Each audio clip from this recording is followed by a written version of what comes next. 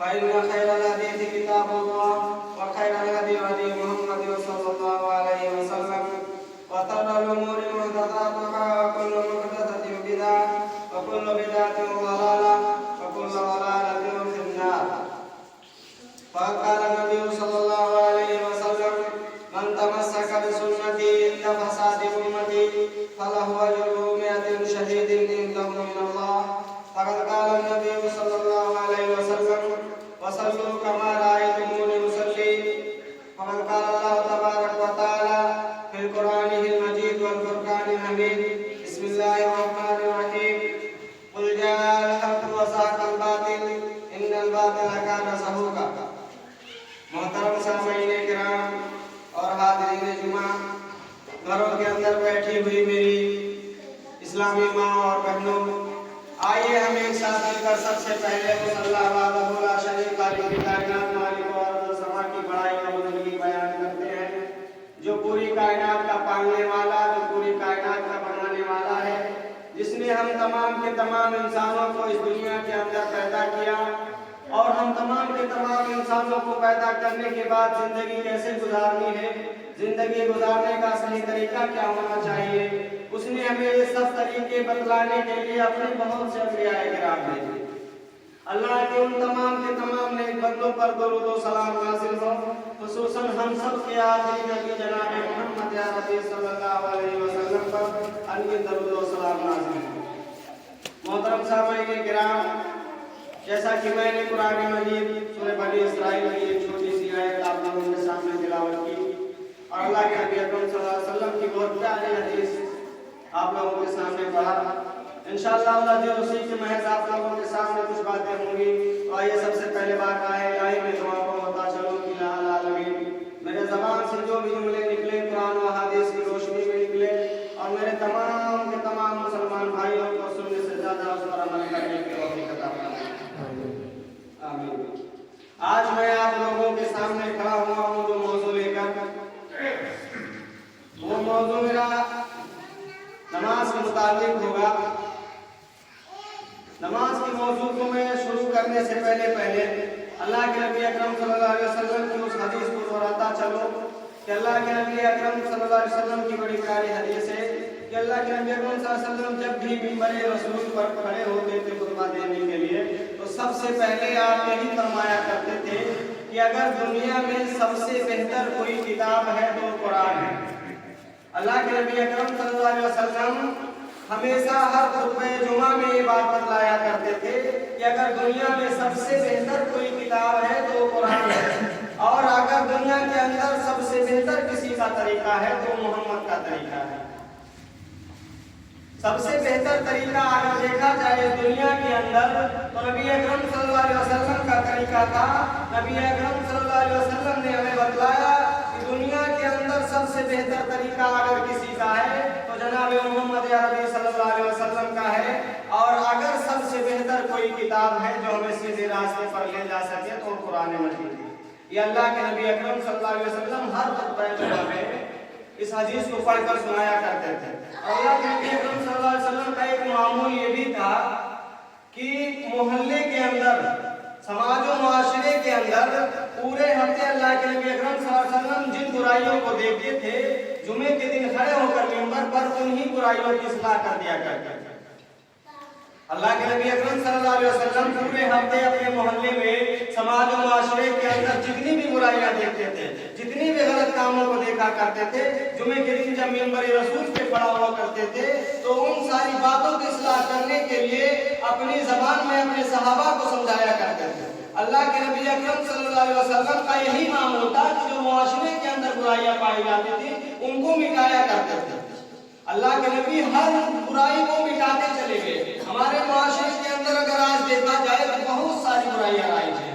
مثال کے طور پہ دیکھ لو غیبت، کسی کی برائی کرنا، کسی کو بلا وجہ مصیبت میں ڈالنا، کسی کا حق مارنا، کسی کو ستانا، نہ کسی پر ظلم کرنا، نماز کھانا پڑھنا، نماز کا اس میں مقررہ اوقات پر نہ ادا کرنا، یہ سب برائیاں ہمارے اندر بہت اچھے طریقے سے پیدا ہو گئی ہیں اور بہت اچھے طریقے سے رائج ہو چکی ہے، جو کہ ہمارے اندر نہیں ہونی چاہیے۔ ہمارا دعویٰ امت محمدیہ کے ہونے کا ہے کہ ہم امت محمدیہ ہیں۔ ہمارے نبی اس معاشرے سے ہر برائی کو مٹاتے बढ़ाते गए। आखिरकार यहाँ तक बात आ पहुंची कि अल्लाह रब्बुल आलमीन ने अपने नबी को हुक्म दे दिया, कुल जाअल हक़ व ज़हक़ल बातिल इन्नल बातिल काना ज़हूक़ा। ए नबी, आप ऐलान कर दीजिए और कह दीजिए कि हक आ गया और बातिल मिट गया, और बातिल को एक दिन मिटना ही था। अल्लाह के नबी अकरम सल्लल्लाहु अलैहि वसल्लम हज़रत अली के कंधों पे सवार खाने काबा के अंदर रखे 360 मूर्तियों को तोड़ते हुए जाते थे और कहते हुए जाते थे, कुल जाअल हक़ व ज़हक़ल बातिल इन्नल बातिल काना ज़हूक़ा। हक आ गया और बातिल मिट गया, और बातिल को एक दिन मिटना ही था। आज देखा जाए तो हम अपने पूरे यूपी और जिला बलरामपुर की बात नहीं करते, हम हर एक कस्बे हर एक गांव की बात करते हैं कि हर एक कस्बे में हर एक गांव में एक ना एक आदमी पढ़ा लिखा जरूर होता है, जो आलिम होता है, हाफिज होता है, काजी होता है, मौलवी होता है। अल्लाह रब्बुल आलमीन का शुक्र मानो कि अल्लाह रब्बुल आलमीन ने हमारे गांव में किसी को ऐसा बना के रखा कि वो उस इल्म पर अमल करे। हम बहुत सारा इल्म हासिल कर लेना, हम अपने आप को कारी बना ले, अपने आप को मुफ्ती बना ले, अपने आप को बहुत बड़ा उलमा बना लेना, अगर उस पर हमारा अमल ना होना तो वो इल्म हमारे लिए वाले जान है। इस बात को याद रखना। अल्लाह के नबी अकरम सल्लल्लाहु अलैहि वसल्लम की बहुत प्यारी हदीस है कि अगर हमारे पास बहुत सारे इल्म आ जाए और अगर हम उन इल्म पर अमल ना करें ना तो वो हमारे लिए वो वाले जान है। बहरहाल मैं अर्ज़ कर रहा था कि हर कस्बे हर गांव में आपको कम अज़ कम 2-4 लोग पढ़े लिखे मिलेंगे। हर कस्बे हर गांव में 4 लोग अगर जोड़े जाए तो एक जिले में पता नहीं कितने गांव में पता नहीं कितने आलिम हो जाएंगे।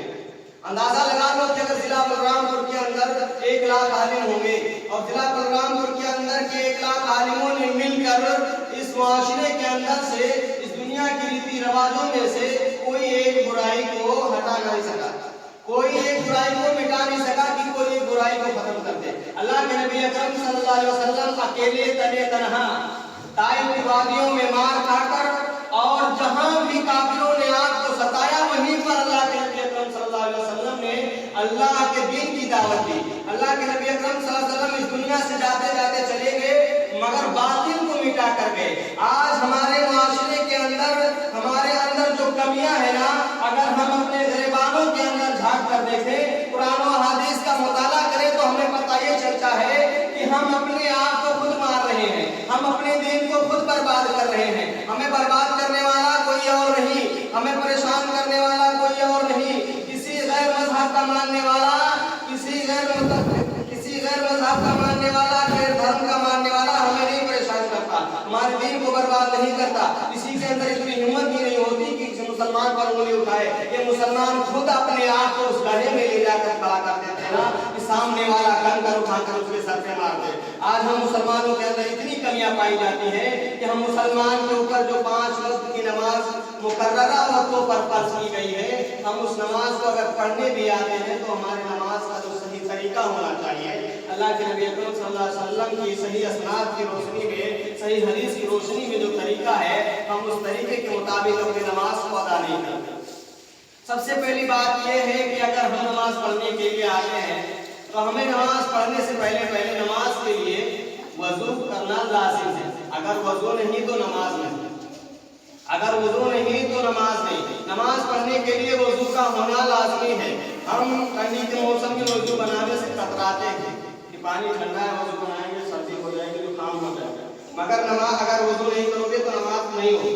वजू नमाज से पहले है, पहले वजू करो फिर उसके बाद नमाज पढ़ो। मैं आप लोगों को अभी बतला रहा हूँ कि वजू का तरीका क्या है और नमाज का तरीका क्या है। अल्लाह के नबी अकरम सल्लल्लाहु अलैहि वसल्लम की सही हदीस की रोशनी में, सही असनाद की रोशनी में मैं आप लोगों के सामने बयान करूंगा कि अल्लाह के नबी अकरम सल्लल्लाहु अलैहि वसल्लम ने हमें हर वो काम इतना आसान करके दिखाया जिसको आज हम बहुत कठिन और बहुत मुश्किल समझते हैं।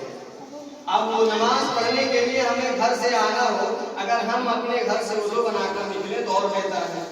हम अपने घर से अगर वजू बनाकर निकले तो और बेहतर है, क्योंकि हम जब घर से वजू बनाकर चलते हैं ना तो रहमत के जो फरिश्ते होते हैं हमारे साथ में चलते हैं और हर कदम पर हमारी नेकियां लिखी जाती हैं। वैसे भी नमाज पढ़ने के लिए आओ बगैर वजू के घर से फिर भी नेकियां लिखी जाती है, मगर अगर वजू बनाकर घर से निकलो तब और ज्यादा नेकियां लिखी जाती है। जैसे एक नेकी उस तरीके से एक नेकी मिलती है तो इस तरीके से 10 नेकियां मिलती है। बहरहाल अल्लाह के नबी अकरम सल्लल्लाहु अलैहि वसल्लम ने वजू बनाने का जो तरीका बतलाया, वजू बनाने से पहले हमें कौन सी दुआ पढ़नी चाहिए। आज हमारे मुसलमान बच्चे जो नौजवान हैं